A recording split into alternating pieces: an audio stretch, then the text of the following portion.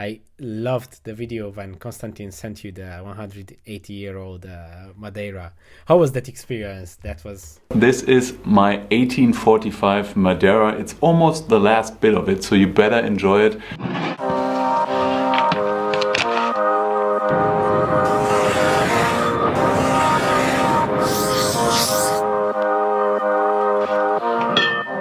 It's finally here.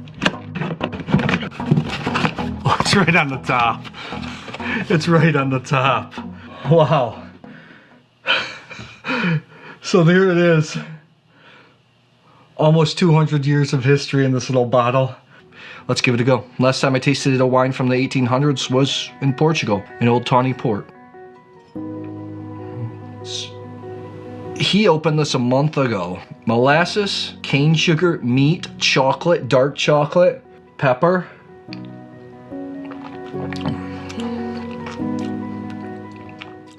The wine was very good.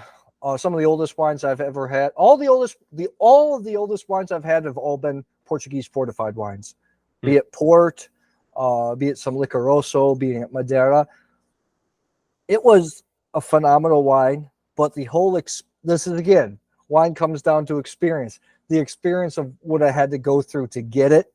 Constantine had to send it to a friend that owns in Italy that owns an importing company also in America so they could bypass some laws and get the wine in. So that took months to negotiate. And thank goodness it's Madeira, a wine that is indestructible, because if it was just a normal wine that was open, there'd be no chance in that.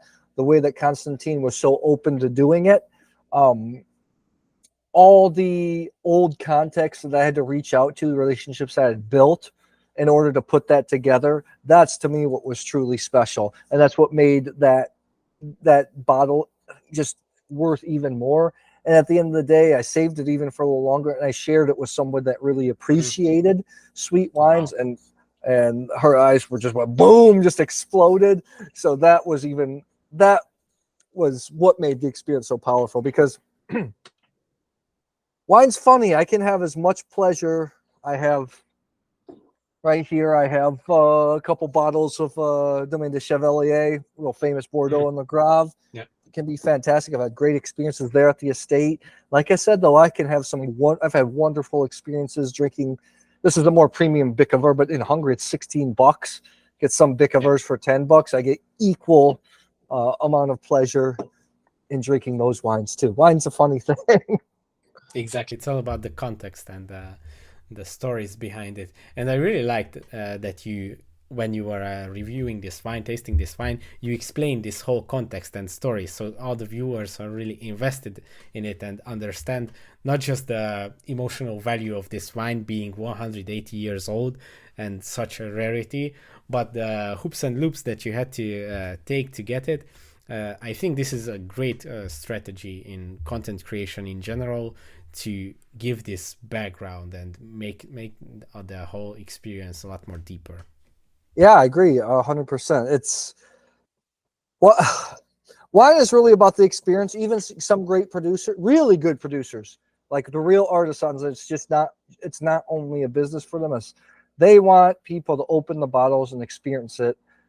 To me, I think the best thing about wine is it's something that you put at the table and you keep your family and friends there a little bit longer, and you keep the conversation going longer.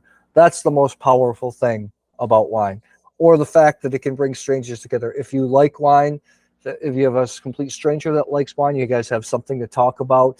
Then again, since it's an alcohol, you get a little bit loopy, but it's a social lubricant, and conversations flow in a way differently than they would with liquor or beer. So that's what I think the most powerful thing about wine is, ultimately. That and the culture of the places that it's from. Thanks for watching this video. You can watch the full podcast episode by clicking here, or watch another interesting video by clicking here. Let's continue the discussion in the comment section, and see you in the next one.